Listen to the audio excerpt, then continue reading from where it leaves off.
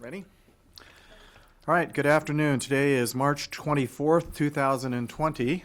Hopefully we are streaming this meeting on larimer.org, and I'm pausing here just a little bit to get confirmation from folks in our office that we are live, and we want to make sure that we are broadcasting. We haven't used this type of technology for a little bit now since we've been broadcasting on, it's not working.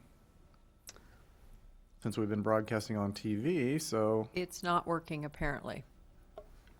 So it's not on my screen. There's nothing on my screen to do as far as I know. So Carson, does he know how to do it? Could we just record it? Okay. Okay, so it sounds like maybe we are broadcasting, which is good. This is a March 24th, 2020, 3 p.m. special meeting of the Board of Larimer County Commissioners to consider a resolution modifying county business operations. I'm Commissioner Steve Johnson. I'm joined by Commissioner Tom Donnelly and Commissioner John Kafalis. Also with us in the room is County Manager Linda Hoffman and Assistant County Manager It's on. Lorenda Volker. From the Larimer County Clerk's Office, taking minutes of our meeting today is Kaylee Ogden. So I'll turn the meeting over to County Manager Linda Hoffman. Good afternoon. Thank you, Commissioner. Welcome other commissioners, and thank you, Kaylee. During this emergency for COVID-19, many organizations around the state and country, and certainly here in our own Larimer County community, have made modifications in their business operations in order to protect the public and their employees. Of course, an important thing with local government is to maintain the services for employees, to provide those deliver those services that are critical to the community. Not only are we under statutory obligation to do so in many cases, but also we perform valuable services that the community depends on. So in light of that, our staff has been very innovative and creative over the last couple of weeks as others have closed their doors to begin to think about ways that we can protect the convenience of the public and accomplish the physical distancing that's being caused to slow the rate of spread of the COVID virus. So what we have done is we have asked all departments and offices to put together plans that would show how they're going to be able to meet goals for that balancing act between safety and convenience, between responsible use of taxpayers' dollars and making sure that there is full access to all services. And what's before you today is a resolution that calls for the modification of our operating guidelines during the period of time that we would need to emphasize virtual operations in order to serve the public in different ways. So the resolution includes a recounting of the kinds of public health orders that have already been issued in the nation, state, and local government. It also talks about the kinds of restrictions that might be useful in spreading out the distance between employees and customers and in keeping our facilities and our services accessible.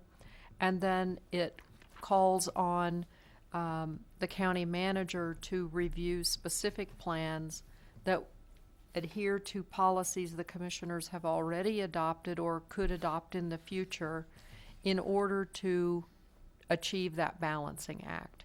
So some of the kinds of things that would be proposed in these plans would be to reduce the concentration of staff in the workplace in order to achieve that physical separation.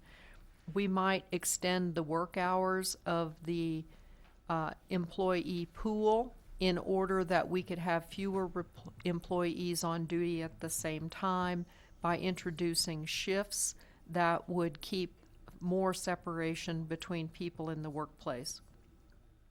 We might also, as we do that, discover that there is workload that is peaking in one area and not as high in another because of less contact with the public directly, and that would emphasize sharing workload between groups. We do that to some extent now, but this would really emphasize that technique. We also want to expand our use of teleworking and service delivery options that are not simply face-to-face in order to make all kinds of services available. That might include both electronic and telephonic means. And we also will be looking at closing county buildings to public access. Now, that does not mean that we would never conduct face-to-face transactions. More likely, it would be that those transactions would be done on an appointment basis, where we could have the majority of the building inaccessible to the public in order to reduce, again, the concentration of use in the building, but still keep the opportunity for certain transactions that most occur face-to-face, I'm thinking of marriage licenses, for example, available to the public. So at this time, I have business plans from essentially all offices and departments. I have not had the opportunity to review those in sufficient detail to know whether or not it's reasonable to, without interruption of service, close buildings to public access. We would not want to do that with less than 24 hours of notice to the public. So the resolution that you're looking at today would be giving authorization for those decisions to be made based on the needs for service delivery by each office and department, and approved modified plans that meet your goals. So the key things here are, what are your goals, and is this the right time to take this action? Okay, Manager Hoffman, I'm sure folks listening, and I know the media, will want to know if they can have a copy of the resolution. Is this on our website right now, or at the conclusion of this meeting will we post this on our website? How will folks get a copy of the resolution if they're interested? It is not on the website at this moment, but it will be promptly posted someplace. I'm not sure exactly how that happens. I'm not sure of the mechanics of that, but we can certainly make it available. It may be changed by the commissioners. Yeah, so that I understand it. So I think we have that COVID website for information. That could be one place, but Yes, I don't. We have the emergency manager, Lori Hodges, and the public health director, Tom Gonzalez, on the phone with us remotely. I don't know if there's a place where they believe it would be appropriate to post this. On the BOCC page would be best. We'll make it happen. okay. Thanks. All right. Are there any questions for Linda about the resolution? Or comments? No. Anyone on the phone want to make any comments about the resolution? This is Lori Hodges, Director of Emergency Management. I think it's a good step. It allows the flexibility the county needs for the various different departments and offices to have varying responsibilities to the public, and it gives us the flexibility over time also to make changes as this incident evolves.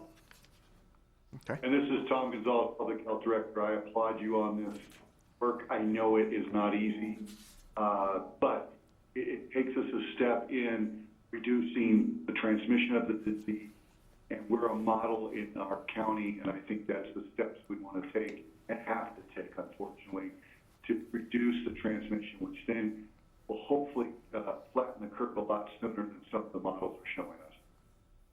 Okay, thank you, Tom.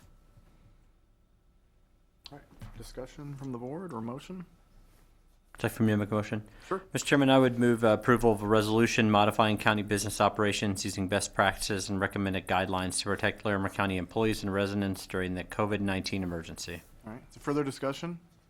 No, Mr. Chair. All right, seeing none, all those in favor say aye. Aye. Aye. That motion carries 3-0. Is there further business to come before us this afternoon, Manager Hoffman? None this afternoon. Thank you, Commissioner. All righty, I will sign the resolution, and we are adjourned.